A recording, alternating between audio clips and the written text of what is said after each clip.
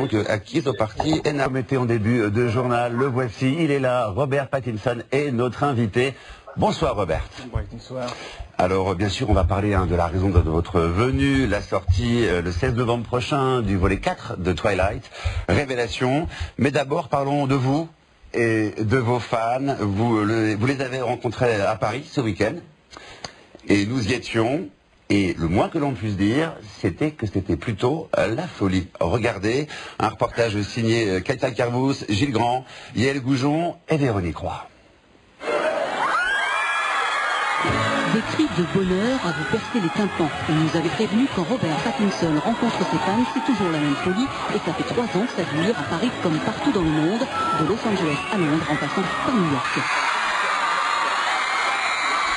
À 25 ans, l'acteur anglais, le héros bien aimé de la saga à succès Twilight, a vampirisé toutes les filles.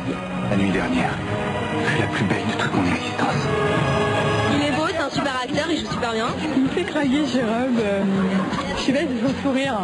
Et son flegme anglais. Et l'anglais, cela joue cool, la star n'a pas la grosse tête, sympathique, généreux, il se prête au jeu, signe des autographes, prend la pause, et prend même lui-même les photos. Il a pris le temps de signer à tout le monde et j'ai ma photo.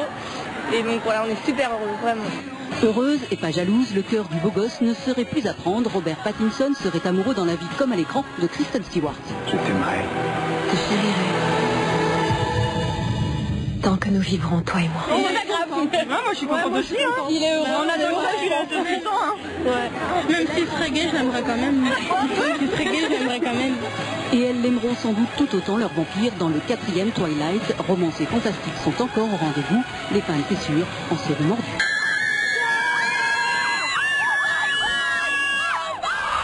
Waouh! Juste avant de parler du film, une réaction, c'est tout le temps comme ça? Est-ce que c'est tout le temps comme ça? Pas toujours. Mais seulement à ces occasions-là, oui. Je crois que à chaque fois que je sors en public, j'ai toujours l'air ridicule. J'ai ce clip, je l'ai vu plusieurs fois, j'ai l'impression que j'ai un petit problème, j'ai un pet au casque. Mais c'est partout comme ça, dans tous les pays du monde, quand vous êtes en promotion? Oui, plus ou moins. C'est surprenant, c'est déjà le 4e film, mais ça n'a pas changé, c'est toujours pareil. Tout le monde crie toujours. Toujours. Alors, chacun de vos déplacements est beaucoup commenté sur Twitter, même les plus privés, et votre vie ressemble un peu à un reality show sur Internet. Vous êtes d'accord avec ça? One way of putting it? Oui, mais malheureusement c'est le cas, oui. C'était pas prévu comme ça. Mais j'arrive à mieux me cacher maintenant depuis quelques années. Au début, je me faisais déborder partout. J'essayais trop dur en fait. J'essayais d'éviter tout cela. Maintenant, bon, ben voilà, j'ai compris. Je n'habite pas au milieu d'une ville. Je suis un peu en banlieue et c'est plus simple en fait. Vous êtes comme les vampires, vous vivez cachés donc. Bon, pas caché. Je suis en Californie quand même. Donc il n'y a pas trop d'ombre. Hein. Alors on revient sur le film. Ça fait 3 ans que vous jouez le rôle d'Edward dans la série Twilight. Edward, c'est un vampire sympa. Il ne tue pas les humains et il tombe amoureux de Bella, une fille normale incarnée par Kristen Stewart. Et depuis 3 épisodes, on peut dire, Robert, que ces deux-là se courent un peu après.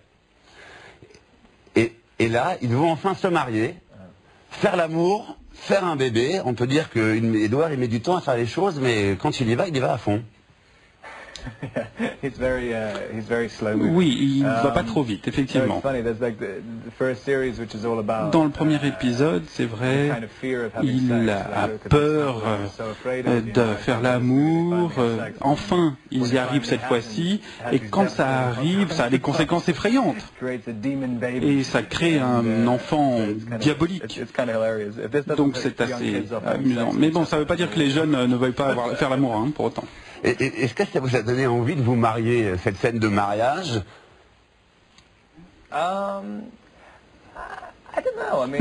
Je sais pas. Oui, peut-être. J'ai toujours aimé les mariages de toute façon. J'ai pas souvent été à un mariage. Je sais que mes amis commencent à se marier, ceux qui sont un peu plus vieux, qui ont une trentaine d'années. Ça fait un peu peur, mais en même temps c'est plutôt sympa. Et puis on peut toujours divorcer si ça va pas. Et d'avoir des enfants, parce que là on peut pas divorcer avec ses enfants. Des enfants plutôt. Non, c'est vrai, on ne peut pas divorcer de ses enfants. Mais on peut en avoir plein. Et puis on peut en avoir un bon quand même, dans le lot. Des enfants. Do you want kids then? Oui, oui, bien sûr, oui, j'en Parce que dans le film, il y a une scène incroyable. Vous êtes un vampire et vous faites une césarienne avec les dents. C'est bien ça? If I'm not mistaken. Vous prenez le bébé, you take the baby with the tooth. Is the movie, yes? Oui, oui, c'est ça. Yes. Effectivement. In French, we call ça césarienne. A C-section. C'est assez drôle et c'est un des meilleurs trucs que j'ai fait sur un film. C'est assez ridicule. C'est une scène très sérieuse. On était en train de rire tellement, de rire aux larmes, tellement c'était ridicule avec la scène. Mais en même temps, ça fait un peu peur. Alors, ce qui est très étrange, c'est que malgré son mariage, Edward, il a toujours l'air solitaire et incompris. Est-ce que c'est en ça qu'il vous ressemble? He looked like you in a way. Bah oui, il doit me ressembler un petit peu. Ou peut-être que je ressemble à un mari qui s'est marié depuis 40 ans, qui a été marié depuis 40 ans, et pas juste depuis la semaine dernière. Et dans les yeux, et Robert, qu'est-ce qu'il y a de vampire en vous, dans la vraie vie? Vampire-like in the real life. Vampire-like in the real life. Nothing really. Bah pas grand-chose en fait. Je ne joue pas vraiment un vampire, j'ai jamais vraiment eu l'impression de jouer un vampire, j'ai juste eu l'impression de jouer un jeune avec des problèmes, c'est comme ça que je l'ai interprété. Donc j'imagine que cela se transpose également dans ma vie, mais les aspects vampiriques, non, j'ai pas vraiment... Alors c'est le cinéma qui vous vampirise aujourd'hui? Cinéma.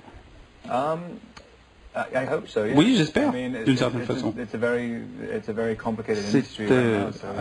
un travail assez compliqué, l'ambiance est assez compliquée, c'est vrai, j'aime beaucoup, j'ai encore des offres, tant mieux.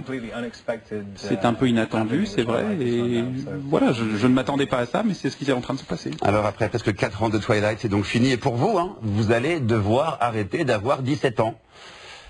Ça fait peur? Ça fait plus peur quand on est obligé d'avoir 17 ans alors qu'on a déjà 25-26 ans. On commence à se regarder dans le film et à se voir avec ses rides et on se dit mais pourquoi est-ce que j'ai encore 17 ans? Et